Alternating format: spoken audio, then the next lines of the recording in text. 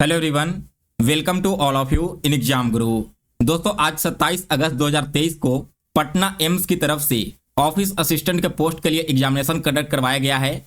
और दोस्तों इस वीडियो में मैं आपको आज के मॉर्निंग शिफ्ट में हुए ऑफिस असिस्टेंट एग्जाम का डिटेल्ड रिव्यू इस वीडियो में देने वाला हूँ।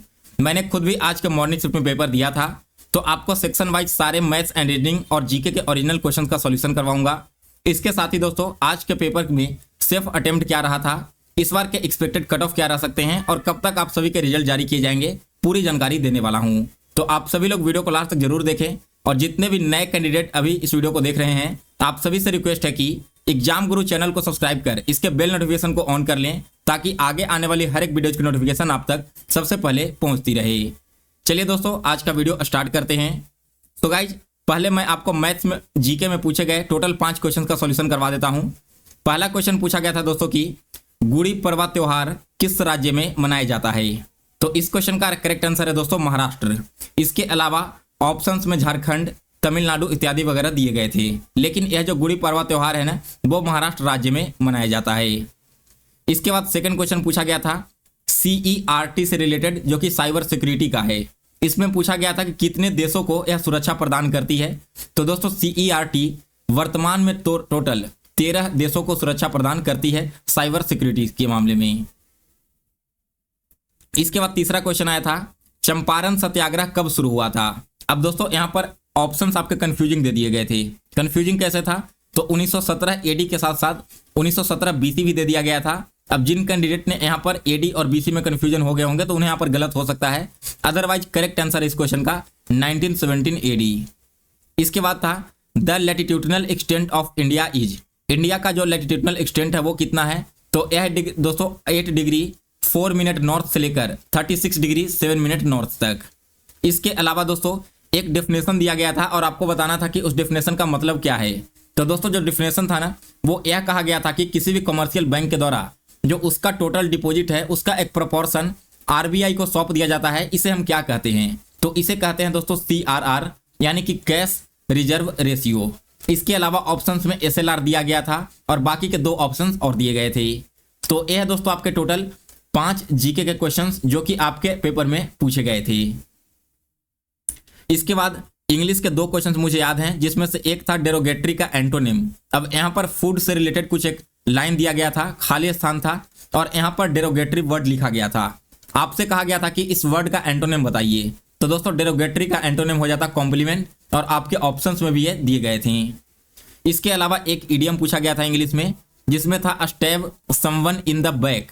ठीक है, तो इसका इडियम का मतलब क्या होगा, they have done something very harmful to you when you thought that you could trust them. यानी कि दोस्तों यहाँ पर कहने का मतलब है कि पीठ में छुरा घोंपना, दैट मीन्स कि धोखेबाजी करना। तो ये 2 क्वेश्चंस मुझे इंग्लिश के याद हैं। टोटल 5 क्वेश्चंस इंग्लिश में भी पूछे गए थे। फिर इसके बाद मैथ्स के 10 में से लगभग 8 क्वेश्चंस मुझे मिल चुके हैं, तो उन 8 क्वेश्चंस का सॉल्यूशन आप लोग यहाँ पर देख लो। पहला क्वेश्चन कह रहा था दोस्तों कि एक व्यक्ति किसी दूरी का आधा डिस्टेंस 110 किलोमीटर प्रति घंटे की रफ्तार से चलता है और बचा हुआ आधा डिस्टेंस 90 किलोमीटर प्रति घंटे की रफ्तार से चलता है, तो उस व्यक्ति का पूरे जर्नी में एवरेज स्पीड क्या होगा, यानी कि औसत चाल क्या होगा। तो दोस्तों औसत चाल निकालने का फॉर्मूला होता है 2 × x × y divided by x + y। और यह फॉर्मूला काम कब करेगा, जब आपका डिस्टेंस इक्वल हो, यानी कि पहला डिस्टेंस इक्वल तो दूसरे डिस्टेंस से, तब आपका ये वाला फॉर्मूला वर्क करता है। और यहाँ पर अगर आप देखोगे तो हाफ डिस्टेंस यहाँ पर है और हाफ डिस्टेंस यहाँ पर है, तो अगर डिस्टेंस बराबर है तो हम इस फॉर्मूले को यूज करके क्वेश्चन को निकाल देंगे। अब x का वैल्यू है दोस्तों यहाँ पर 110 और y का वैल्यू है 90, तो रख दीजिए 2 × 1010 × 90 डिवाइडेड बाई 1010 + 90। तो नीचे 110 और 90 को जोड़ोगे तो यह हो जाएगा आपका 200। डबल शून्य से डबल शून्य कैंसिल, 2 से 2 कैंसिल, तो 11 × 9 क्या हो जाएगा 99 किलोमीटर पर आवर। यही दोस्तों इस व्यक्ति का एवरेज स्पीड हो जाएगा पूरे जर्नी में। इसके बाद दूसरा क्वेश्चन पूछा गया था कि एक सर्कल का एरिया 314 सेंटीमीटर स्क्वायर है, तो आप इसका सर्कमफेरेंस बताइए। अब सर्कल का एरिया फॉर्मूला होता है दोस्तों πr² बराबर 314। तो यहां से दोस्तों r² बराबर क्या हो जाएगा 314 गुना 7/22। पाई की जगह आप यहाँ पर क्या रख सकते हो, पाई का मान रख सकते हो 22/7, और इसी को मैंने यहाँ पर क्रॉस मल्टीपल किया है। दोस्तों यहाँ पर आप क्या करोगे ना कि अप्रॉक्स वैल्यू लेकर काम चलाओ। 22 को 21 कर दो और 314 को 315 कर दो तो 7 से ये कटेगा 3 बार में, 3 से ये कटेगा 105 बार में। अब ये कट गया दोस्तों 105 बार में, तो समथिंग 10 पॉइंट कुछ इसका रेडियस निकल के आएगा। सरकमफेरेंस निकालना है तो 2 इंटू पाई और इंटू आर कर देना है। इस प्रकार से आप इसे सॉल्व करते तो इसका राइट आंसर निकल कर चला आता 10.5 या फिर ऐसे ही कुछ इसका करेक्ट आंसर आ रहा था। फिर इसके बाद दोस्तों अगला क्वेश्चन है स्क्वायर ऑफ 1010, 110 का स्क्वायर आप सभी को निकालना है। तो देखिए शून्य को यहां पर हटा दो, पहले 11 का स्क्वायर 121 होता है ना, और इस पर 2 शून्य बैठा दो, यानी कि 12100 स्क्वायर हो जाएगा किसका, 110 का। फिर इसके बाद अगला क्वेश्चन पूछा गया था कि रमा और जया मिलकर किसी काम को 12 दिनों में पूरा करते हैं। यदि रमा अकेले इस कार्य को 30 दिनों में पूरा करती है तो बताइए कि जया के द्वारा काम को पूरा करने में लिया गया समय क्या है। 2 लड़कियां हैं, एक है रमा, एक है जया। अब रमा जो है वो कार्य को 12 दिनों में पूरा कर देता है, रमा और जया मिलकर, जिसमें से दोस्तों रमा अकेले इस कार्य को 30 दिनों में करता है। तो आपको बताना है कि जया कितना टाइम लेगा। इसके लिए हम क्या करेंगे कि 30 और 12 का एलसीएम निकालेंगे, तो इसका एलसीएम हो जाएगा दोस्तों 60। अब आप बताओ कि रमा और जया मिलकर अगर 60 यूनिट काम को 12 दिनों में कर रही है, यानी कि प्रत्येक दिन वो 5 यूनिट काम कर रहा होगा, तभी ना 12 दिन काम करने पर टोटल 60 यूनिट काम खत्म हुआ। और कहा गया कि रमा इसी कार्य को कितने दिनों में पूरा कर देती है, 30 दिनों में पूरा कर देती है 60 काम को, यानी कि प्रत्येक दिन वो 2 काम कर रही होगी। तो यहां से हमें जया का काम मिल जाएगा ना, जया काम कितना करती है एक दिन में, अगर दोनों मिलकर 5 कर रहे हैं, जिसमें से रमा 2 कर रही है, तो बाकी जो बच गया वो हमारा 3 हो जाएगा। आपको बताना था कि जया कितना टाइम लेगी, तो जया एक दिन में 3 यूनिट काम करती है, 60 यूनिट काम करना है, तो जया के द्वारा जो लिया गया टाइम होगा वो 20 डेज का हो जाएगा। फिर इसके बाद अगला क्वेश्चन, यदि 5 टॉफी को 4 रुपए में खरीदा जाता है तो आपको बताना है कि 1 रुपए में कितने टॉफी बेचें जिससे कि प्रॉफिट 25% का हो। तो दोस्तों यहां पर देखिए, अगर 5 रुपए में 5 टॉफी 4 रुपए में, तो 1 रुपए में कितना टॉफी खरीद सकते हैं, 4 रुपए में अगर 5 टॉफी, तो 1 टॉफी 4/5 में, यानी कि 1.25 रुपीज में, ठीक है ना। तो यहां पर आपको अगर 25% का प्रॉफिट चाहिए, तो इसमें से जो एक्स्ट्रा 25% है उसे घटा दो, केवल बच जाएगा 1, यानी कि दोस्तों आपको 1 रुपए में 1 चॉकलेट बेचना होगा, तभी आपको 25% का लाभ होगा। अब देखिए 4 रुपए में आपने 5 टॉफी खरीदा था, अगर आप 1 रुपए में 1 टॉफी बेचते हो, यानी कि 4 रुपए में कितना 4 ही टॉफी बेचोगे ना, लेकिन आपने खरीदा कितना था 5 टॉफी, तो 1 टॉफी तो यहाँ पर आपका क्या हो गया, 1 टॉफी आपका बचा हुआ रह गया। फिर से यहाँ पर कैंसिल करोगे तो 25%, तो आप चाहो तो इनमें से दोनों में से किसी भी तरीके से इस क्वेश्चन को सॉल्व कर सकते थे। फिर इसके बाद अगला क्वेश्चन पूछा गया था, ratio between Ankit and Aman salary is 4/5 and between Aman and Abhay is 3/2, find the ratio of salary of Aman and Abhay. 3 व्यक्ति हैं, इसमें से एक है अंकित, दूसरा व्यक्ति है अमन और तीसरा व्यक्ति है अभय। दोस्तों अंकित और अमन के बीच की जो सैलरी है वो 4/5 है, और अमन और अभय के बीच जो सैलरी है वो 3/2 है। यहां पर आपको बताना है कि अंकित और अभय का सैलरी क्या है। तो दोस्तों इधर खाली स्थान पर 5 लिख दो, इसके खाली स्थान पर 3 लिख दो। इसका अगर आप वैल्यू निकालोगे तो 4 × 3 12, और इसका वैल्यू निकाल कर देख लो 5 × 2 10। तो दोस्तों यही इसका सैलरी का रेशियो हो गया 12/10, 2 से 6 बार में, 2 से 5 बार में, यानी कि 6/5 इस क्वेश्चन का राइट आंसर है। फिर इसके बाद अगला क्वेश्चन था, find the average of odd numbers between 8 and 16। 8 से लेकर 16 के बीच में जितने भी ऑड नंबर हैं उन सभी का एवरेज निकालना है। तो 8 और 16 के बीच में ऑड नंबर कौन कौन से हैं, 9, 11, 13 और 15। सभी को ऐड करो तो 15 3 18, 10 28, 1 29, 10 39 और 9 48। यहाँ पर टोटल टर्म्स कितने हैं, 4 है ना, तो 4 से डिवाइड कर देंगे, यानी कि दोस्तों इसका एवरेज आ जाएगा 12।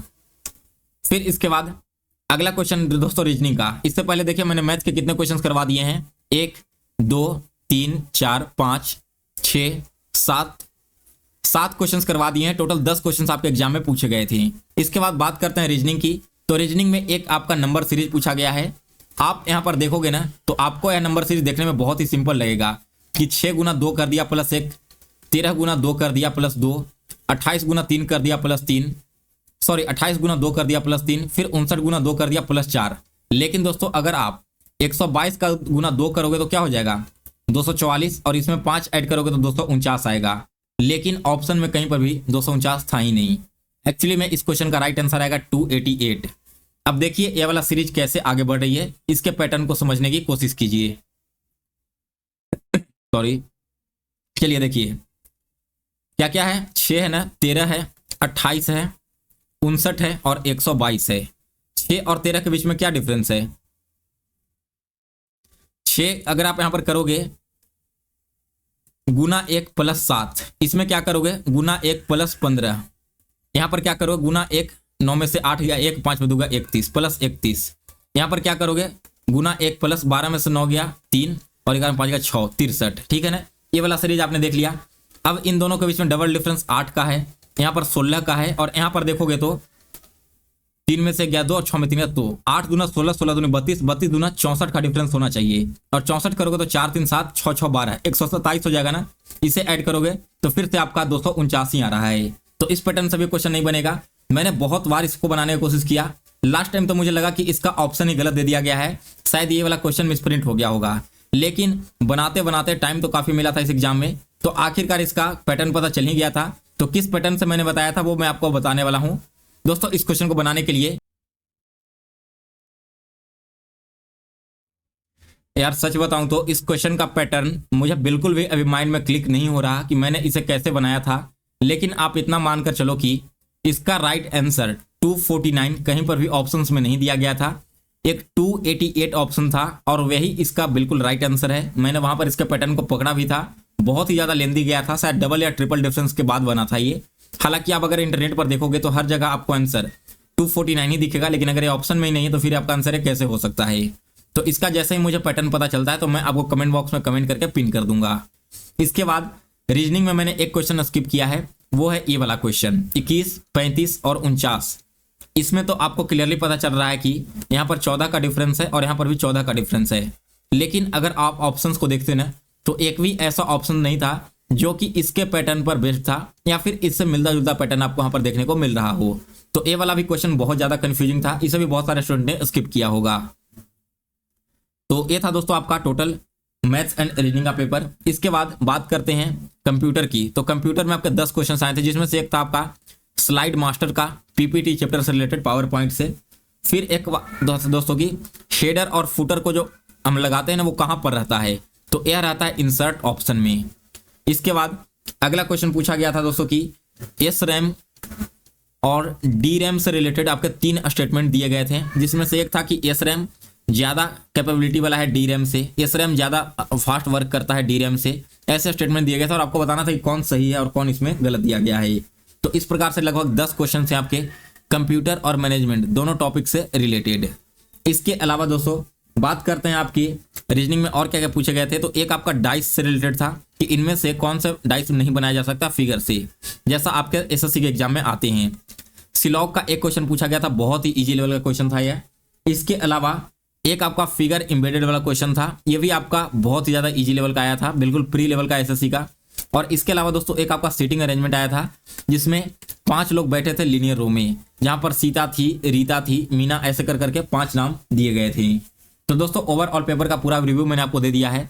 अब एक बार फिर से आपको एक ब्रीफ इंट्रोडक्शन दे देता हूं। सबसे पहले आपके रीजनिंग में 10 क्वेश्चन थे, मैथ में 10 क्वेश्चन थे, इंग्लिश में 5 क्वेश्चन थे, कंप्यूटर में 10 क्वेश्चन थे, जीके में 5 क्वेश्चन थे। तो टोटल यहाँ पर 40 क्वेश्चन हो गए। और बाकी के जो 40 क्वेश्चन पूछे गए थे ना, सॉरी 80 क्वेश्चन, वो था आपका सेंट्रल सर्विस से रिलेटेड, ठीक है ना। इसके टॉपिक से आपके लगभग 80 क्वेश्चन पूछे गए थे। इसमें से भी कुछ हाईलाइटेड क्वेश्चन थे दोस्तों। हाईकोर्ट के जो जज होते हैं इनकी नियुक्ति से संबंधित यहाँ पर दिया गया था, जैसे कि वे इंडिया के सिटीजन हैं, उनकी नियुक्ति प्रेसिडेंट के द्वारा की जाती है। इसके अलावा उनका रिटायरमेंट एज क्या है, ऐसे ऐसे क्वेश्चन आपके एग्जाम में पूछे गए थे। तो पहले पार्ट में अगर मैं सेफ अटेम्प्ट की बात करूं तो रीजनिंग में जितने भी 7+ अगर आपने बना रखा है 6 to 7 क्वेश्चन, तो बहुत ही अच्छे अटेम्प्ट है आपके। मैथ में मैं कहूंगा कि 8 to 9 क्वेश्चन आपके अटेम्प्ट होने चाहिए थे, क्योंकि बहुत ही इजी लेवल का क्वेश्चन था और टाइम भी यहाँ पर आपको टोटल 2.5 घंटे का दिया गया था। इंग्लिश दोस्तों आपके 7 to 8 क्वेश्चन अटेम्प्ट होने चाहिए थे। कंप्यूटर काफी हाई लेवल का पूछा गया था, अगर आपने 3 से 4 क्वेश्चन भी बनाए तो बहुत ही शानदार है। और जीके में दोस्तों आपके 3 से 4 क्वेश्चन बिल्कुल सही होने चाहिए। तो इस प्रकार से अगर आप देखोगे तो लगभग 27 क्वेश्चन, यानी कि मानकर चलो कि 25 से लेकर के 27 क्वेश्चन जितने लोगों ने बनाए हैं, बहुत ही अच्छा अटेम्प्ट रहा है आपका पेपर 1 में। पेपर 2 दोस्तों बिल्कुल अलग सिलेबस था, अलग टॉपिक था, तो इसमें वैसे ही कैंडिडेट ने वैसे कैंडिडेट ने ही सेकंड वाले पेपर में क्वेश्चन को अटेम्प्ट लिया होगा जिन्होंने इसकी तैयारी की होगी। बाकी के सारे कैंडिडेट बस तुक्का लगा के आए हैं तो उनका तो यहाँ पर मार्क्स नेगेटिव में जाने ही वाला है। जिनका भी यहाँ पर CS का पेपर बहुत अच्छे से स्ट्रॉन्ग होगा उनके सिलेक्शन के चांसेस यहाँ पर ज्यादा होंगे। तो ओवरऑल 120 में से अगर मैं बात करूँ सिलेक्शन की तो कहीं ना कहीं आपको 90 प्लस ही कट ऑफ देखने को मिलेगा, क्योंकि सीट बहुत ही ज्यादा कम है। ऊपर से इसमें बहुत ज्यादा पेपर का लेवल भी इजी था, सारे कैंडिडेट ने अच्छे से अटेम्प्ट किए हैं, टाइम भी काफी ज्यादा मिला था। तो आप मान के चलो कि 90 प्लस अगर आपके मार्क्स आ रहे हैं तभी आप अपने आप को सेफ समझो इस एग्जाम के लिए। रिजल्ट की बात कर ले दोस्तों, तो एम्स का जो रिक्रूटमेंट होता है इसमें आपके एक सप्ताह के अंदर मेल ID पर आपके नंबर भेज दिए जाते हैं कि आपके कितने मार्क्स आ रहे हैं इस बार के एग्जाम में, और फिर इसके आपके 10 से 15 दिनों के अंदर मेरिट लिस्ट या फिर फाइनल रिजल्ट बोल सकते हो वो ऑफिशियल साइट पर जारी कर दिया जाता है। तो आप सभी लोग एक्सपेक्ट करके चल सकते हो कि आज अगर 27 तारीख है तो 2-3 तारीख तक या फिर 5 तारीख के पहले आप सभी के मेल पर आपके मार्क्स भेज दिए जाएंगे और 15 सितंबर से पहले तक आप सभी का रिजल्ट भी जारी कर दिया जाएगा। सो गाइज आप एक और कमेंट करके बताओ कि अगर आपने भी आज का एम्स का रिक्रूटमेंट एग्जाम दिया है तो आपके सेक्शन वाइज अटेम्प्ट कितने रहे हैं, ओवरऑल अटेम्प्ट कितना रहा है और किस कैटेगरी से आपने किस पोस्ट के लिए अप्लाई किया था। दोस्तों अगर आपको यह वीडियो पसंद आया हो तो इसे लाइक और शेयर करें। इसी तरह की वीडियो आगे भी देखने के लिए चैनल को सब्सक्राइब कर लें।